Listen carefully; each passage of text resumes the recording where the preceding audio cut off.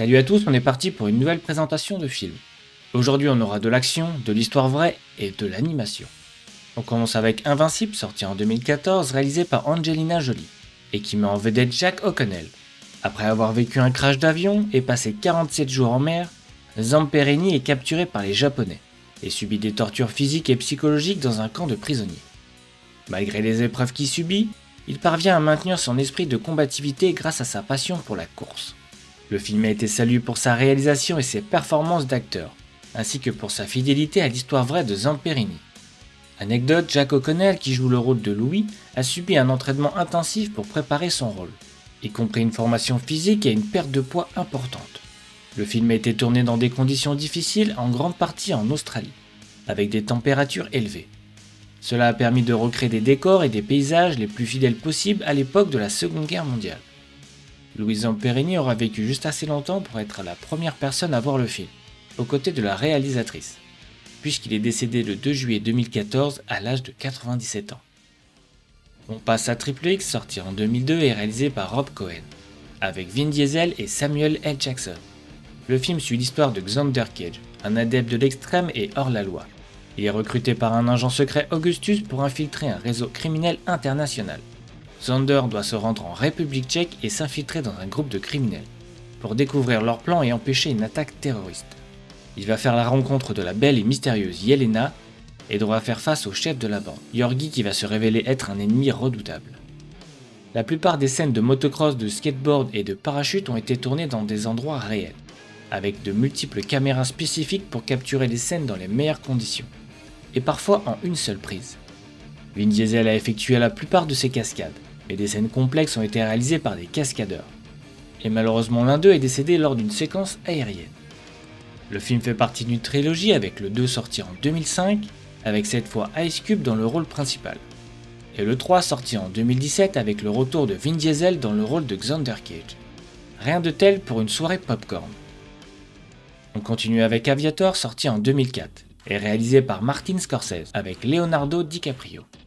Le film raconte la vie tumultueuse d'Howard Hughes et ses premiers succès dans l'industrie de l'aviation, à sa relation avec la célèbre actrice Katharine Hepburn, et son combat contre l'entreprise Pan Am pour le contrôle des routes aériennes transcontinentales. On explore également les troubles mentaux de Hughes, notamment son trouble obsessionnel compulsif, qui a eu un impact sur sa vie professionnelle et personnelle. Malgré ces obstacles, Hughes a continué à innover dans l'aviation et a réalisé des avancées importantes dans le domaine de l'aéronautique. Leonardo DiCaprio a subi un entraînement intensif pour se préparer au rôle de Hughes, y compris une formation de pilote pour apprendre à piloter des avions d'époque, mais n'a pas pu le faire en vrai à cause des compagnies d'assurance. Il a également étudié la vie de Hughes et ses troubles mentaux pour se préparer au rôle, avec une performance impressionnante. Pour recréer les avions de l'époque, l'équipe de production a utilisé des plans d'origine, et a construit des répliques à l'échelle pour des scènes de vol, et même une réplique radiocommandée du H-4, l'un des plus gros avions jamais construits. On passe en Territoire ennemi, sorti en 2001, réalisé par John Moore. Le film met en vedette Owen Wilson dans le rôle du lieutenant Chris Burnett, un pilote de l'USS Navy qui est abattu par un missile, alors qu'il effectuait une mission de reconnaissance en Bosnie. Burnett parvient miraculeusement à s'échapper de son avion, mais atterrit en territoire ennemi. Il doit alors faire face aux dangers de la guerre et éviter d'être capturé par les forces serbes qui le traquent sans relâche. Pendant ce temps, l'amiral Regard dirige les opérations de sauvetage pour le récupérer, devant surmonter les obstacles pour ramener Burnett en sécurité. Anecdote, pour les extérieurs du porte-avions, l'équipe du film obtient à titre exceptionnel l'accord du département de la Défense pour filmer ces deux navires de guerre, USS Constitution et USS Carl Vinson. Pour la scène où il doit sauter d'un avion en chute libre, l'acteur a insisté pour le faire lui-même. La scène a été tournée à plus de 3000 mètres et a nécessité plusieurs prises. Il a aussi passé plusieurs heures dans une piscine pour apprendre à nager dans des conditions d'eau très froides. On continue avec Tetris, sorti en 2023 avec Taron Egerton. Le film raconte l'incroyable histoire d'un jeu vidéo, l'un des plus populaires de tous les temps, et comment il a rencontré la ferveur des joueurs du monde entier. Hank Rogers, développeur et promoteur de jeux vidéo, voit pour la première fois le jeu Tetris à un salon professionnel en 1988. Il prend alors tous les risques pour lui et sa famille, en se rendant en URSS pour négocier les droits de publication, afin de commercialiser le jeu dans le monde et par la même occasion rencontrer le créateur du jeu Alexei. Il va aussi faire la rencontre de la société Nintendo, qui prépare en secret l'une des révolutions de l'époque, la Game Boy. Le film est basé sur une histoire vraie, avec un soupçon de mise en scène, mais qui reste assez fidèle à l'histoire originelle. Je vous conseille de faire un tour sur Wikipédia après avoir vu le film pour en apprendre encore un peu plus. Pour vous donner un ordre d'idée, Tetris est le jeu le plus distribué au monde, toutes plateformes confondues, avec plus de 500 millions d'exemplaires. Il existe même un championnat du monde, où le but est de réussir à enchaîner le plus vite possible, le plus de lignes et obtenir le meilleur score. On passe à Overlord, sorti en 2018, avec Giovanna Depo et Mathilde Olivier, parachutés derrière les lignes ennemies en Normandie, pendant la Seconde Guerre mondiale. Sur place, ils découvrent un laboratoire secret allemand, où des expériences monstrueuses sont menées sur des êtres humains. Les soldats vont devoir tout faire pour survivre aux créatures, et détruire le laboratoire avant qu'il ne soit trop tard. Les effets spéciaux ont été réalisés par le studio industriel Light & Magic, qui est également responsable des effets spéciaux de la plupart des grosses productions comme les Marvel ou les Star Wars. Le titre Overlord fait référence au nom de code donné à l'opération militaire anglaise pour la bataille de Normandie, qui s'est déroulée entre juin et août 1944. Incroyable mais vrai, contrairement à ce que l'on voit dans le film, à cette époque, les parachutistes étaient tous blancs, car la ségrégation frappait aussi l'armée des États-Unis.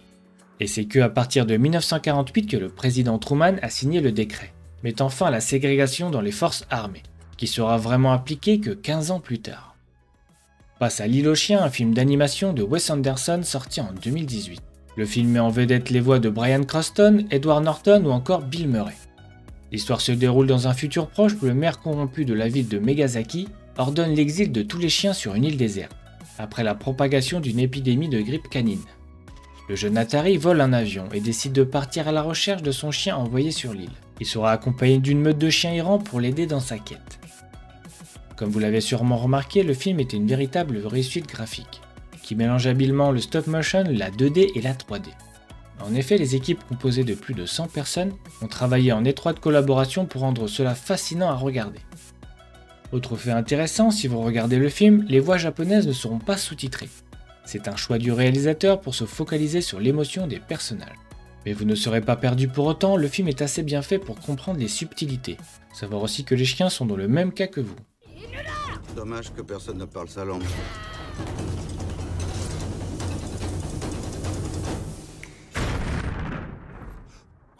On continue avec The Voice, sorti en 2014 avec Ryan Reynolds.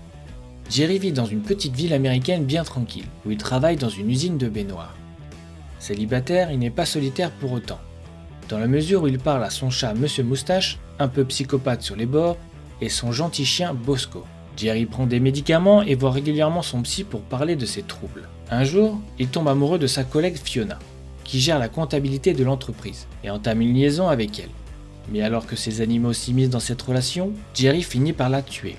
Obéissant au conseil de son chat, il entre dans une spirale meurtrière et voit les cadavres s'entasser chez lui.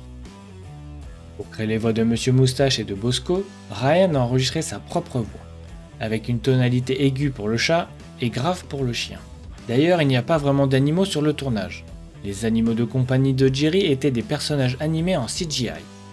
Ryan Reynolds a déclaré dans une interview que cela a été un défi pour lui, de jouer avec des objets inanimés, et de donner l'impression qu'il réagissait avec les animaux réels.